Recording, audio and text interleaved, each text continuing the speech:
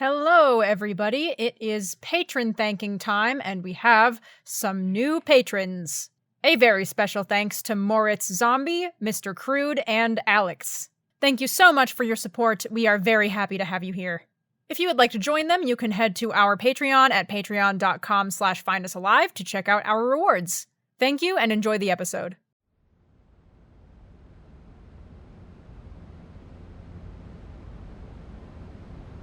Dr. Carson's office was truly a disaster if Dr. Shao had ever seen one. Reset every cycle to the exact state the man himself left it in, Carson's office looked less like the workspace of a moderately high-level director and more like Site 19's second break room. Stacks of loose paper on every surface, books and ledgers and binders piled in the corners. It smelled like white vinegar and the curious ozone stench of a decades-old printer. Dr. Klein spent her time sifting through this organizational disaster for months, or the basic equivalent of months. It was Dr. Alves' turn with this now. Maybe she could put together the remaining pieces of the puzzle. Dr. Liang Shao, liaison to the Ethics Committee, was sent to Site 107 as one of the final measures regarding its case. They were to examine and ultimately judge Dr. Carson's progress running the nearly completed site and evaluate it for future use. Of course, Dr. Shao knew their job here was a waste of time. The powers that be had already decided the fate of extra-dimensional containment Site 107. Their presence here was a formality before they shut the place down for good. In the nearly 200 years since its inception, the Foundation had made great strides in the ethics of its contained anomalies. Employees and other interested parties often compared the Foundation to a prison, but this wasn't entirely accurate. The earliest form of the SCP Foundation was less like a prison and more like a late 19th century zoo. Rows upon rows of concrete boxes, never mind how closely an anomaly resembled a human being. Prisoners, generally, have cots. But the Foundation had improved leagues beyond the days of the concrete box. Several incidents involving the steep decline of contained anomalies' mental health had seen to that. They learned the hard way that if you catch a young girl who can start fires with her mind, and you leave her in an empty room with nothing but a toilet and the occasional tray of what might pass as food, then eventually, she will seek out new things to burn. Anomalies were easier to keep in custody, they found, when their basic needs were met. Keep things just happy enough and they were much easier to control. Nowadays, most sapient humanoid anomalies live in furnished rooms. They receive 3 meals a day of varying ingredients, access to a library of entertainment sources, and, depending on the severity of their affliction, limited levels of socialization with site staff. These measures had a cost, but quickly paid for themselves. Oftentimes, the Foundation's best defense against a reality bender's suicidal depression is a portable video game console. The mental status of the anomalies held by the SCP Foundation was a concern for those in the upper echelon. Poor mental health came at great expense when the subject in question had superhuman abilities. Sick anomalies could hurt the Foundation, both physically and financially. But the same could not be said of the Foundation's own employees.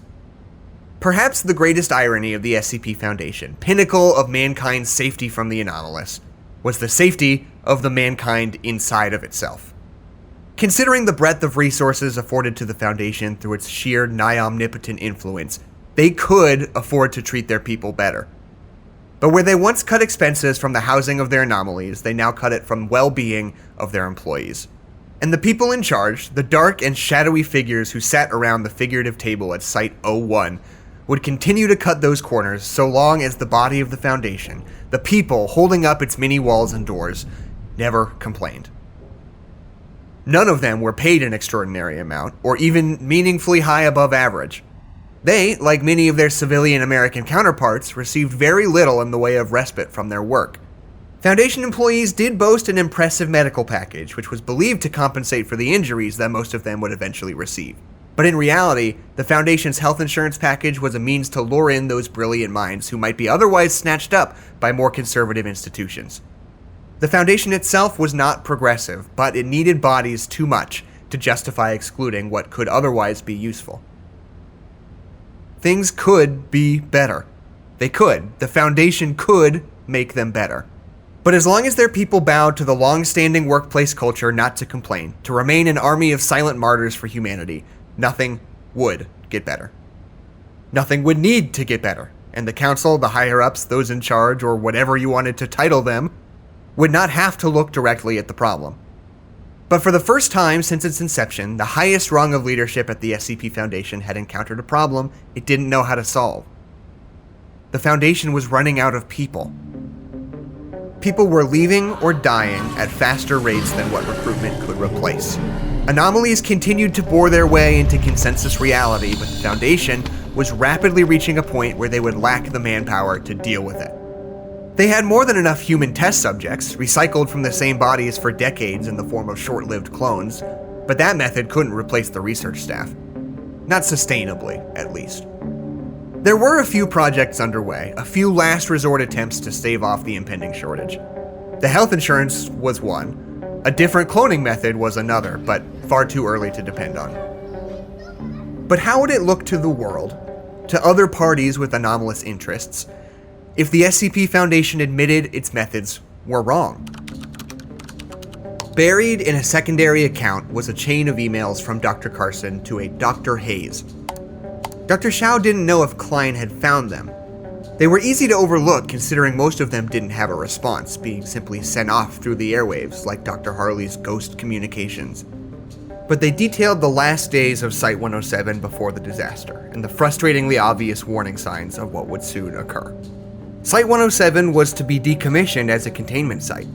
The original plan, to expand into the remainder of the mine shaft and use the space as a hub for the study of extra-dimensional anomalies, was scrapped after the powers that be decided they didn't have the personnel to justify it. Dr. Carson fought the decision tooth and nail, arguing that the Foundation's extra-dimensional safety protocols desperately needed updates.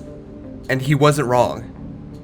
The last few decades had seen dozens of incidents, some deadly, some worse. The current protocol was set in place during the Foundation's 1980s golden age and had barely been changed since. Not even Dr. Robert Scranton's horrific incident, he was left to dissolve in an empty pocket dimension for years, could spur the Council to action. Dr. Shao was visiting the site on this matter, to go over the final details with Dr. Carson in the last weeks before Site-107 was shrunk to a skeleton crew.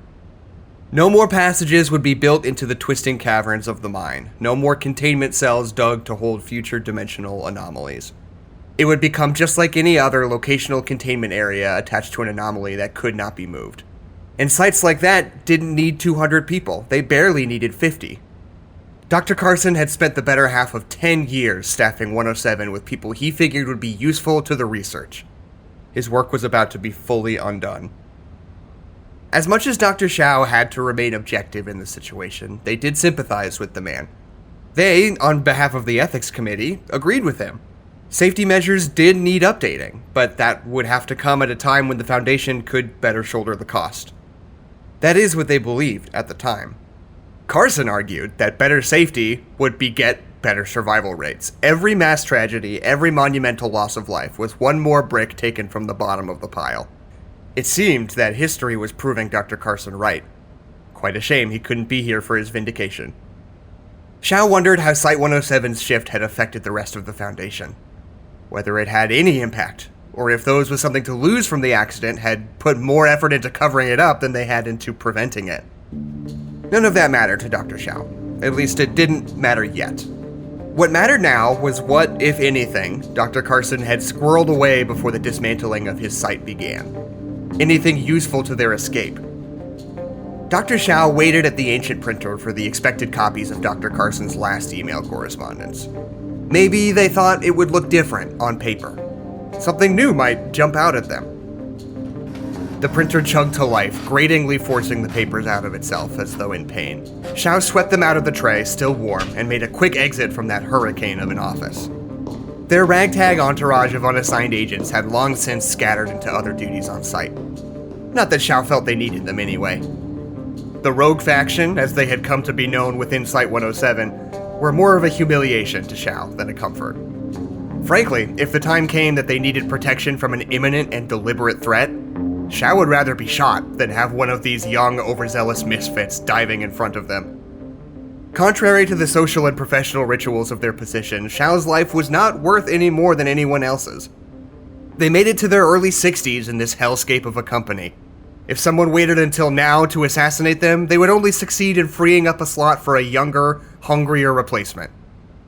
Through Site-107's strange metamorphosis, Dr. Shao began to see the Foundation in a new light. For most of the staff, it took much shorter time than they expected to start carving protocol out of their routines. At certain times, this place had the best morale Shao had ever seen in a Foundation site, and it came almost always as a result of something they would never have been allowed to do on the outside. Without the influence of a council of shadowy figures watching their every move, the 107 had reverted from parts in the Foundation's grand machine to 91 ordinary human beings in a matter of weeks. And that humanity was everywhere.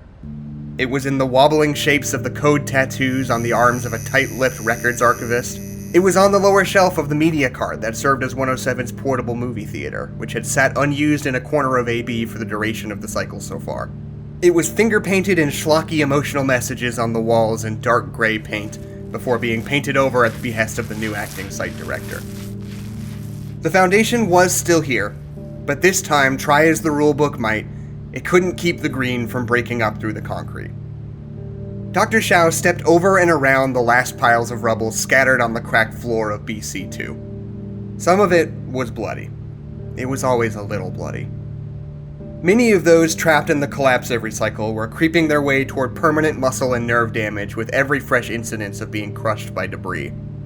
Several of them would likely never walk the same again. Security personnel rely heavily on their physical ability to do their jobs. In the outside world, they would be reassigned to desk work if they were lucky, or fired altogether if they were not. But this was not the outside world. This was Site-107, and there was something for everyone to do, regardless of how your body moved. They would have it cleaned up soon. Until then, it would smell like dust and drywall in Dr. Shao's temporary office, located just beyond the collapse. Formerly belonging to one Dr. Guerra, another casualty of the shift, the room belonged to Shao for the moment. They felt they had gotten to know Dr. Guerra quite well during the process. Her perfectly square handwriting, her immaculately organized array of sticky notes stuck onto a designated glass board, the spiritual opposite of Dr. Carson. Every new cycle, Shao awoke Dr. Guerra's computer to her array of still open tabs and an email half-written. Something about getting the copy machine fixed. Dr. Guerra heard and felt the first collapse and ran into the hall just in time to be caught in the second. Shao wondered if she was trying to escape or trying to rescue her coworkers. Either way, into the incinerator her body went. The vigil for Casey Lowe was a complete change of pace from the death of Guerra. What they found at that silent ceremony was more humanity than they'd seen from the ethics committee in years. They couldn't even remember the last time they saw a committee member make physical contact with another person. Those in charge of the humane treatment of individuals in the Foundation, fully divorced from the meaning of the word. No one was walking on the sidewalk now. Not enough shoes grinding down the green chutes that poked up towards the sun. Casey's death and the unexplained collapse and the subsequent hospitalization of Agent Love had cracked the panel right through the center. Beatrix Klein had spent months tossing seeds to the earth. It would take Gloria Alves a lot of elbow grease and a lot of fresh material to pave them back into the ground again, if she could do it before the concrete dried up. Today, Shao took to Dr. Guerra's computer to retype the observations of the site's behavior, punching each item further into their muscle memory. There were new behaviors to add to the growing list. Gravit strained to keep a field agent alive, encouraged by a small rotating group of people who hovered nonstop around the door. None of them were acting in a way that violated protocol. Alves couldn't force them to leave. Dr. Shao weighed the pros and cons of siding with Alves or siding against. As far as the book was concerned, Alves was doing everything right. But from the knowledge left over from Shao's extensive education, Klein's ethics in the treatment of the staff were better. Simply better. Tangible results almost immediately. It didn't really matter who they sided with in the end. In spite of their position as the highest-ranking individual in the site, Dr. Shao had learned by now that their actions had little to no effect on Site-107's momentum. It was a little like shouting into a monsoon. But that was fine. They preferred to observe anyway. Soon research would begin more invasive testing on a certain alleged -3 instance. The white-coated researchers adhered strictly to their mandated language, denying the psychologist personhood and autonomy in their speech whenever Shao was around. It was painfully obvious that they almost never acted this way among themselves, reserving the cold scientific vocabulary for Shao's presence and dropping it the moment they were out of earshot. Dr. Shao didn't care. They knew everyone on site still considered Dr. Lancaster to be one of their own. Motivating them to conduct tests that might hurt him was clearly a challenge for Dr. Klein. But measures needed to be taken to protect the rest of the site. And the psychologist himself, after being told what the tests might detail, didn't put up a fight at all. Shao closed tabs, cleared documents they knew to be useless, and opened a fresh page on a word processor. Like in all their borrowed spaces, and at every department head meeting, Liang Shao would observe. Absorb the information and step in when liberties were being infringed upon, although none would be. They were making notes of their own, as they quietly contributed to the collective escape plan. Notes about the miraculous survival of Site-107, perhaps the most comprehensive study of Foundation personnel, and the environment they build for themselves when nothing gets in the way. So they would continue to stay out of the way. Employee well-being fell under the jurisdiction of the Ethics Committee just as much as anomaly well-being did. It had been an awfully long time since someone formally proposed a restructuring to the employee handbook concerning how personnel could and could not behave on site. Every day, Liang Shao was being presented with brilliant new ideas, all for free. And all they had to do was watch for where the leaves breached the sidewalk.